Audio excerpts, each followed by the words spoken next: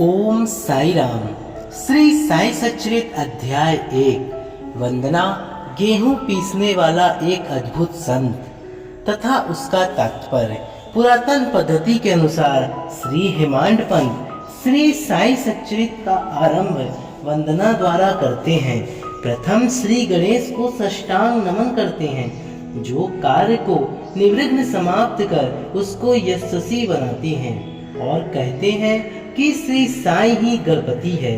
फिर भगवती सरस्वती को, जिन्होंने काव्य रचने की प्रेरणा दी, और कहते हैं कि श्री साई भगवती से भिन्न नहीं है, जो कि स्वयं ही अपना जीवन संगीत बयान कर रहे हैं। फिर ब्रह्मा, विष्णु और महेश, जो क्रमशः उत्पत्ति, स्थिति और संहार करता है, और कहते हैं कि श्री साई और वे अभिन्न हैं। वे स्वयं ही गुरु बनकर भव सागर से पार उतार देंगे। फिर अपने कुल देवता श्री नारायण आदिनाथ की वंदना करते हैं, जो कि कुंकाल में प्रकट हुए। कुंकाल वह भूमि है जिसे श्री परशुराम जी ने समुद्र से निकालकर स्थापित किया था। तत्पश्चात वे अपने कुल के आदि पुरुषों को नमन करते हैं। फिर श्री भारद्वाज मुनि को, जिनके गोत्र में उनका जन्म हुआ। उसके पश्चात उन ऋषियों को, जैसे याज्ञवल्क्य, भृगु, पराशर, नारद, वेदव्यास, सनक सनंदन, सनत कुमार, सुख सौनक, विश्वामित्र, वशिष्ठ, वामदेव, जैमिनी, वैशंपायन, नवयोगेंद्र इत्यादि तथा आधुनिक संत जैसे निवृत्ति, ज्ञानदेव, सोपान, मुक्ताबाई, जनार्दन, एकनाथ, नामदेव, तुकाराम, कान्हा, नरहरि आदि को नमन करते हैं। फिर अपने पितामह सदाशिव, पिता रघुनाथ और माता को, जो उनके बचपन में ही गत हो गई थी। फिर अपनी चाची को, जिन्होंने उनका भरण पोषण किया, और अपने प्रिय भ्राता को नमन करते हैं। फिर पाठकों को नमन करते हैं, जिनसे उनकी प्रार्थना है कि वे एक ग्रचित होकर कथामृत का पान करें। अंत में श्री सच्चिदानंद सद्गुरु श्री साईनाथ महाराज को, जो कि श्री दत्तात्रेय के अवतार और उनके आश्रय दाता हैं, और जो ब्रह्मा सत्य जगन मिथ्या का बोध कराकर समस्त प्राणियों में एक ही ब्रह्मा की व्याप्ति की अनुभूति कराते हैं। सर्वश्री पराशर, व्यास और सांडिल्य आदि के समान भक्ति के प्रकारों का संक्षेप में वर्णन कर अब ग्रंथकार महोदय निम्नलिखित कथा प्रारंभ करते हैं। सर्वप्रथम है गेहूं पीसने की कथा। सन 1910 में मैं एक दिन प्रातः काल श्री साईं बाबा के दर्शनार्थ मस्जिद में गया। वहां का विचित्र दृश्य देख मेरे आश्चर्य का ठिकाना न रहा कि साईं बाबा हाथ मुंह धोने के पश्चात चक्की पीसने की तैयारी करने लगे। उन्होंने फर्श पर एक टाट का टुकड़ा बिछा, उस पर हाथ से पीसने वाली चक्की रखी। उन्होंने गेहूं डालकर पीसना आरंभ कर दिया। मैं सोचने लगा कि बाबा के चक्की पीसने से क्या लाभ है। उनके पास तो कोई है भी नहीं, और वे अपना निर्वाह भी भिक्षावृत्ति द्वारा ही करते हैं। इस घटना के समय वहां उपस्थित अन्य व्यक्तियों की भी ऐसी ही धारणा थी, परंतु उनसे पूछने का साहस किसे था।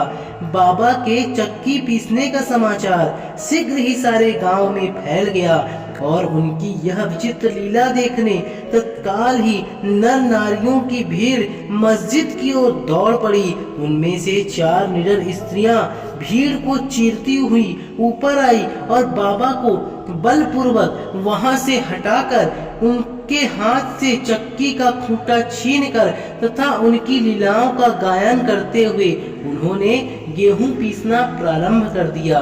पहले बाबा तो क्रोधित हुए, परंतु फिर उनका भक्ति भाव देख वे शांत होकर मुस्कुराने लगे।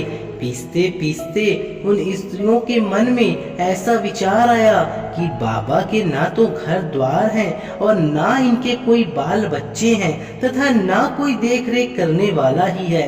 वे स्वयं भिक्षावृत्ति द्वारा ही अपना निर्वाह करते हैं, अतः उन्हें भोजन के लिए आटे की आवश्यकता क्या है। बाबा तो परम दयालु है, हो सकता है कि यह आटा वे हम सब लोगों में वितरण कर दे। इन्हीं विचारों में मग्न रहकर गीत गाते गाते ही उन्होंने सारा आटा पीस डाला। तब उन्होंने चक्की को हटाकर आटे का 4 समान भागों में विभक्त कर लिया और अपना अपना भाग लेकर वहां से जाने को उद्यत हुई। अभी तक शांत मुद्रा में बाबा निर्विघ्न तत्क्षण क्रोधित हो उठे और उन्हें अपशब्द कहने लगे। स्त्रियों, क्या तुम पागल हो गई हो?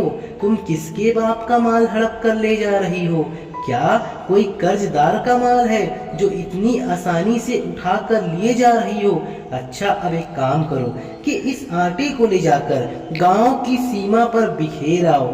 मैंने शिरडी वासियों से प्रश्न किया कि जो कुछ बाबा ने अभी किया है उसका यथार्थ में क्या तात्पर्य है। उन्होंने मुझे बतलाया कि गांव में विभूषिका हैजा का जोरों से प्रकोप है और उसके निवारणार्थ ही बाबा का यह उपचार है। अभी जो कुछ आपने देखा था वो गेहूं नहीं वरन विभूषिका हैजा था जो पीस कर नष्ट कर दी गई है। इस घटना के पश्चात सचमुच हैजा की संक्रामकता शांत हो गई और ग्रामवासी सुखी हो गए। यह जानकर मेरी प्रसन्नता का परावार न रहा। मेरा कौतूहल जागृत हो गया। मैं स्वयं से प्रश्न करने लगा कि आटे और हैजा रोग का भौतिक और पारस्परिक क्या संबंध है, इसका सूत्र कैसे ज्ञात हो। घटना बुद्धिगम सी प्रतीत नहीं होती। अपने हृदय की संतुष्टि के हेतु इस मधुर लीला का मुझे 4 शब्दों में महत्व अवश्य प्रकट करना चाहिए। लीला पर चिंतन करते हुए मेरा हृदय प्रफुल्लित हो उठा और इस प्रकार बाबा का जीवन चरित्र लिखने के लिए मुझे प्रेरणा मिली। यह तो सब लोगों को विदित है कि यह कार्य बाबा की कृपा और शुभ आशीर्वाद से सफलता पूर्वक संपन्न हो गया। आटा पीसने का तात्पर्य। शिरडी वासियों ने इस आटा पीसने की घटना का जो अर्थ लगाया वह तो प्रायः ठीक ही है, परंतु इसके अतिरिक्त मेरे विचार से कोई अन्य अर्थ भी है।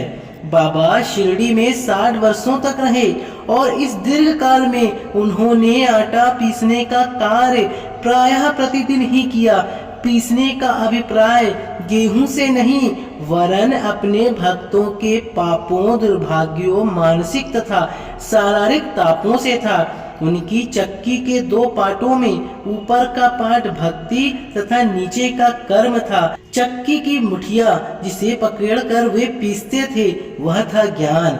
बाबा का दृढ़ विश्वास था कि जब तक मनुष्य के हृदय से प्रवृत्तियां, आसक्ति, घृणा तथा अहंकार नष्ट नहीं हो जाते, जिनका नष्ट होना अत्यंत दुष्कर है, तब तक ज्ञान तथा आत्मज्योति संभव नहीं है। यह घटना कबीर दास जी के इसके तदनुरूप घटना की स्मृति दिलाती है। कबीर दास जी एक स्त्री को अनाज पीसते देखकर अपने गुरु निपट निरंजन से कहने लगे कि मैं इसलिए रुदन कर रहा हूँ कि जिस प्रकार अनाज चक्की में पीसा जाता है उसी प्रकार मैं भी भव सागर रूपी चक्की में पीसे जाने की यातना का अनुभव कर रहा हूँ। उनके गुरु ने उत्तर दिया कि घबराओ नहीं, चक्की के केंद्र में जो ज्ञान रूपी दंड है उसे दृढ़ता से पकड़ लो। जिस प्रकार तुम मुझे करते देख रहे हो उससे दूर मत जाओ, बस केंद्र की ओर ही अग्रसर होते जाओ और तब यह निश्चित है कि तुम इस भवसागर रूपी चक्की से अवश्य ही बच जाओगे। श्री सद्गुरु साईनाथ परमस्तु शुभम भवतु। बोलिए श्री सच्चिदानंद सद्गुरु साईनाथ महाराज की जय। श्री साईं बाबा के पावन गाथा साई सच्चित अध्याय की इस पावन कथा को सुनकर अगर आपके जीवन में थोड़ा सा भी प्रभाव पड़ा हो तो कमेंट में ओम साई राम जरूर बोलें और वीडियो को शेयर करें। धन्यवाद।